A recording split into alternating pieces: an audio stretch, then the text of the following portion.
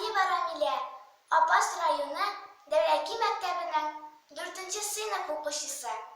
Габдулла Тукай, Карлыгач. Күптән түгел безнең тәрәзә капкачын оя итте минем сөйгән карлыгачым. Ул көн буе азы белән балчык ташый. Балчык белән матур итеп оя ясый. Күп эшләде иренмичә, бара-бара. Чыгарды ул матур-матур балалар да. Ачыксалар карлыгачның балалары. Чебен, чирки, тотып кайта аналары. Карлыгачның озын ямьсез кара төндә, каты йоклый оясында, алмый тында.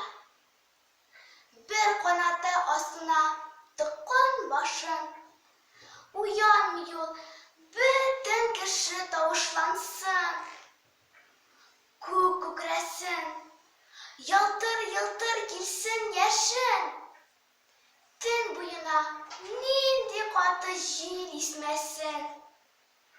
Ни булса да, бары да бер аның өчен. Уянмый ул, селкетми дә борын очын.